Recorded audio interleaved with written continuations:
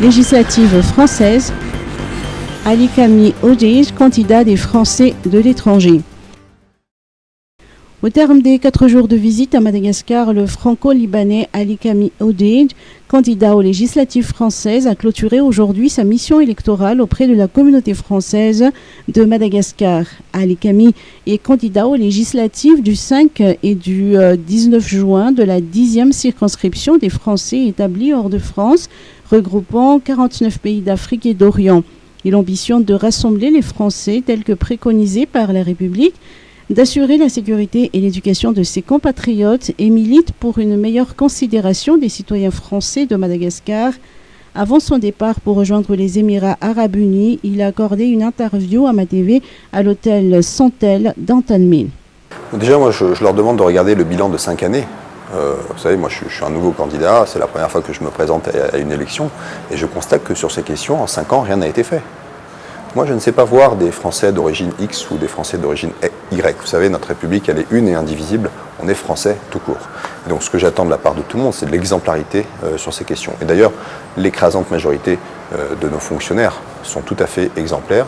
Vous en avez quelques-uns, j'ai des remontées ici, effectivement, qui correspondent à ce que vous dites, où ils ont le sentiment d'être traités comme des citoyens de 2e ou de 3e catégorie, ce qui est totalement inadmissible. Moi, ce que je voudrais commencer par dire, c'est que c'est aux Français eux-mêmes de commencer à se poser la question de quelles solutions ils peuvent eux-mêmes apporter à ces difficultés à travers une élection comme celle-là.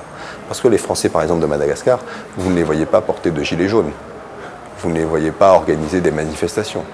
Vous ne les voyez pas, par exemple, bloquer des ronds-points. Et aux législatives, ils sont généralement 1 sur 5 à voter. Ça veut dire 4 sur 5 ne votent pas. Et je les comprends. Ils se sont habitués à ne rien attendre de leurs élus. Et donc moi, je viens avec une offre politique en vous disant « je vous ressemble, je vous rassemble ». Et donc, vous allez avoir 5 années difficiles, parce que la guerre est de retour en Europe, qu'on a un budget qui est en train de se préparer et qui va être un budget d'économie de guerre, et que si pendant 5 ans, vous n'avez pas été prioritaire, vous le serez encore moins pendant les 5 prochaines années. Le candidat Alikami Odeij a eu un agenda chargé durant son séjour en terre malgache. Ses entretiens avec les ressortissants français, le père Pedro Peka et les opérateurs français de Madagascar, entre autres, lui ont permis de s'imprégner des réalités de leur quotidien et de recueillir leurs doléances. Et il entend apporter un nouveau souffle à ses compatriotes. Dans un contexte difficile, notamment dans certains pays d'Afrique, le candidat qui a soutenu Édouard Philippe souhaite apporter son expérience en tant que fils du continent africain. Réforme du secteur de la sécurité. L'Union africaine satisfaite des efforts du gouvernement. L'Union africaine, par la voix de sa représentante spéciale, Ava Ahmed Youssouf, a confirmé sa satisfaction des efforts concédés par le gouvernement malgache dans la réforme du secteur de la sécurité ou RSS. Elle a exprimé aujourd'hui, lors de la cérémonie d'ouverture de l'atelier sur la coordination de la RSS au CCI d'Ivat, l'objectif de la RSS entamé en 2014 est d'asseoir un environnement sécuritaire qui favorise la cohésion nationale et le développement. L'Union africaine contribue aux efforts de Madagascar dans la lutte contre l'insécurité. Ava Ahmed Youssouf nous apporte plus de précisions. Nous encourageons le gouvernement à mettre beaucoup plus l'accent sur la sécurité humaine, l'approche humaine, pour pouvoir bien sûr approcher tous, par exemple dans le sud, avec les Dalo, donc procéder à cette approche humaine pour pouvoir régler définitivement, si on peut dire, pour le futur, le phénomène des Dalo dans le futur. Donc, alors, bien sûr, les efforts sont faits et nous continuons toujours à encourager le gouvernement avec, bien sûr, la formation aussi, même si le ministère de la Défense a déjà procédé à beaucoup de formations depuis quand même maintenant 3 ans. Mais bien sûr, nous continuerons encore à soutenir le gouvernement dans le cadre, bien sûr, aussi d'échanges entre Madagascar et les pays africains. Parce que vous savez, même le vol des zébus, ce n'est pas uniquement à Madagascar, ça se passe également au Mozambique, en Swaziland, dans l'Afrique australe. Et donc, nous voudrions aussi, pour le futur, faire cet échange aussi d'expérience Madagascar avec les autres pays africains. Film 16e édition. coup d'envoi aujourd'hui. La 16e édition de la Foire internationale de Madagascar a ouvert ses portes aujourd'hui au Forello Expo de Tanzumbat. Pour Nicolas Martin, directeur général de l'agence Première Ligne, il s'agit d'un événement multisectoriel avec la participation de nombreux secteurs d'activité. Le ministre de l'Environnement et du Développement durable, le ministre de l'Industrialisation, du Commerce et de la Consommation et le ministre de la Culture et de la Communication ont été présents pour l'ouverture officielle. Le groupe Henri Fraise fait partie des sponsors de cette 16e édition de la FIM.